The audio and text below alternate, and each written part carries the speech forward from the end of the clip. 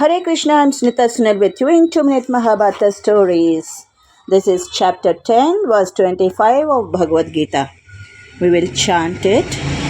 Mahashinam Bhruguraham Giramasyekamaksharam Yajnanam Japayajnosmi Sthavaranam Himalayah. Let us see the translation.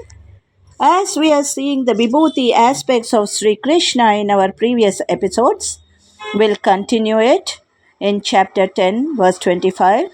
Krishna tells, "Among the great sages I am Bhrigu.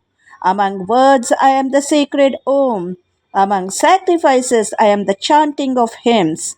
Among mountains I am the Himalayas." The moral is, Krishna's manifestations as Bhrigu, that is great sage, that is the sacred Om, chanting of hymns, and the Himalayas. It is about recognizing divine presence in revered things. Let us see a small story. Bhrigu was born from the fire when Brahma created him. His story involves testing Brahma, Vishnu, and Shiva to determine who was the greatest.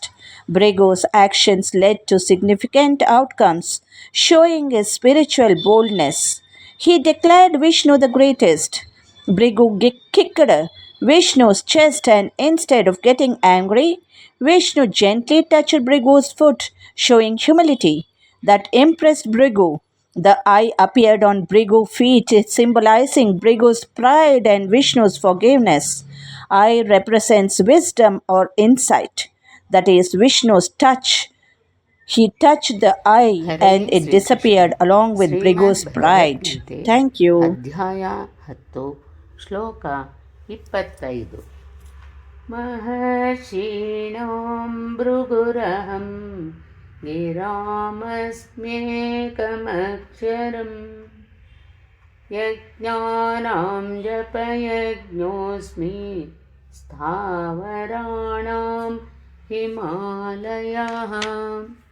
ಈ ಶ್ಲೋಕದ ಭಾವಾರ್ಥ: ವಿಶ್ವದ ಪ್ರಥಮ ಜೀವಿಯಾದ ಬ್ರಹ್ಮನು ವಿವಿಧ ವರ್ಗಗಳ ಸಂತಾನ ಪ್ರಸಾರಕ್ಕಾಗಿ ಹಲವರು ಪುತ್ರರನ್ನು ಸೃಷ್ಟಿಸಿದನು. ಈ ಗಂಡು ಮಕ್ಕಳಲ್ಲಿ ಭೃಗುವು ಅತ್ಯಂತ ಶಕ್ತ ಋಷಿ. ಎಲ್ಲ ದಿವ್ಯ ಮಂತ್ರಗಳಲ್ಲಿ ಓಂಕಾರವು ಕೃಷ್ಣನ ಪ್ರತಿನಿಧಿ. ಎಲ್ಲ ಯಜ್ಞಗಳಲ್ಲಿ ಹರೇ ಕೃಷ್ಣ ಕೃಷ್ಣ ಕೃಷ್ಣ ಹರೇ ಹರೇ, ಹರೇ ರಾಮ ರಾಮ ರಾಮ ಹರೇ ಹರೇ ಎಂಬ ಸಂಕೀರ್ತನೆಯು ಕೃಷ್ಣನ ಅತ್ಯಂತ ಪರಿಶುದ್ಧ ಪ್ರತಿನಿಧಿ.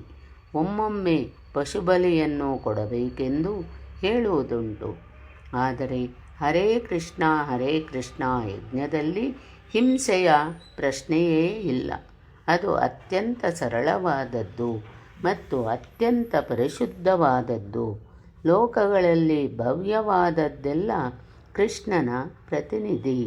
ಆದುದರಿಂದ ಪ್ರಪಂಚದಲ್ಲಿ ಅತಿ ದೊಡ್ಡ ಪರ್ವತವಾದ ಹಿಮಾಲಯವು ಅವನ ಪ್ರತಿನಿಧಿ. ಹಿಂದಿನ ಶ್ಲೋಕದಲ್ಲಿ ಮೇರು ಪರ್ವತವನ್ನು ಹೆಸರಿಸಲಾಗಿತ್ತು. ಆದರೆ ಮೇರುವು ಒಮ್ಮೊಮ್ಮೆ ಚಲಿಸುತ್ತದೆ. ಹಿಮಾಲಯವು ಮೇರು ಪರ್ವತಕ್ಕಿಂತ ಶ್ರೇಷ್ಠವಾದದ್ದು.